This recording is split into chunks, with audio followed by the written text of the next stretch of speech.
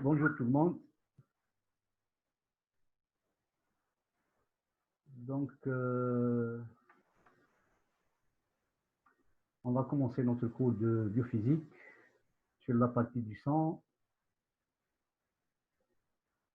Et plus exactement,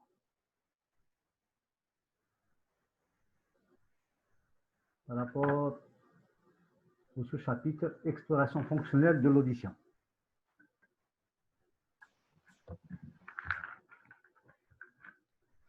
Donc, par rapport à l'exploration fonctionnelle de l'audition, elle consiste au fait à dépister la surdité, qu'on appelle aussi l'hypoacousie, à préciser le type, le degré, ou dans le cas où il y a une surdité incurable, non curable, on estime donc les possibilités d'appareillage. Par rapport donc aux surdités, on distingue 4 types. Les surdités de transmission, dysfonctionnement du capteur au niveau de l'œil externe et moyenne, les surdités de perception, dysfonctionnement du transducteur, c'est-à-dire la cochlée, les surdités rétrocochléaires, c'est l'atteinte des voies nerveuses, et les surdités centrales, donc au niveau du cerveau, atteinte des centres nerveux.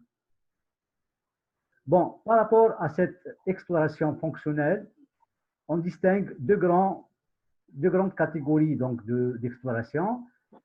En premier lieu, donc, on parle d'exploration fonctionnelle subjective. Ils sont donc très utilisés, bien qu'elles soient subjectives. La subjectivité, c'est par rapport au patient.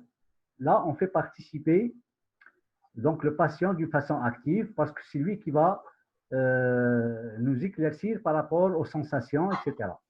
Donc, il y a une participation active du patient, donc l'exploration fonctionnelle subjective. Les méthodes utilisées donc, restent donc, bien subjectives. Les plus utilisées, l'acométrie. L'acométrie, la cométrie phonique. La cométrie phonique, donc, on fait chuchoter 10 syllabes à un patient qui devrait, s'il était normal, les entendre jusqu'à une distance de 7 mètres. Donc, s'il a une quelconque surdité, il n'arrive pas donc à déceler certaines syllabes jusqu'à cette distance-là. La plus utilisée, par contre, c'est la cométrie instrumentale. Wayne, on fait écouter au sujet donc des instruments, ou généralement donc c'est des montres, mais on utilise le plus souvent des diapasons. Des diapasons, je ne sais pas si vous connaissez donc c'est quoi un diapason. C'est un petit instrument, donc je vais essayer de vous le dessiner.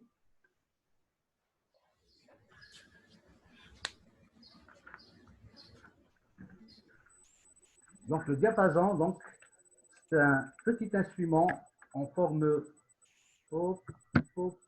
caméra. En forme de U, c'est un instrument métallique en forme de U, comme ça. D'accord.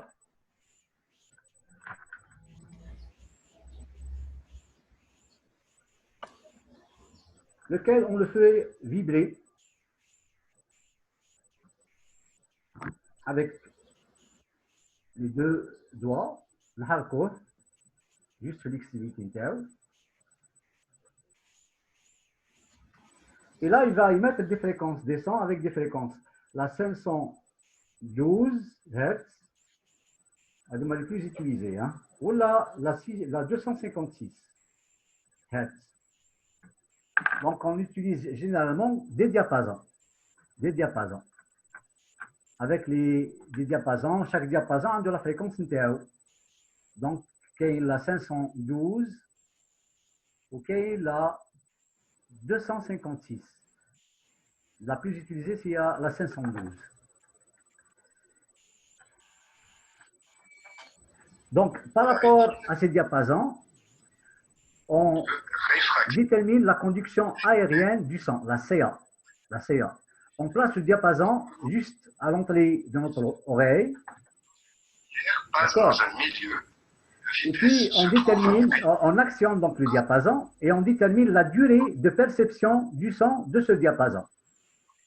Cette durée-là, elle s'appelle la DCA, durée de la conduction aérienne.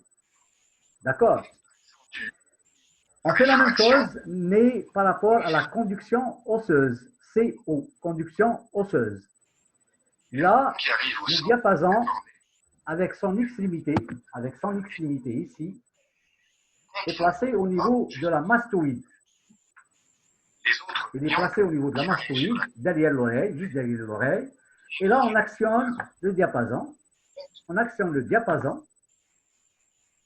Et on détermine la durée de perception du son à partir de cette mastoïde.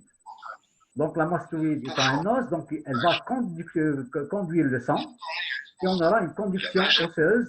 Et la durée de perception de cette conduction osseuse s'appelle la DCO. Pour un sujet normal,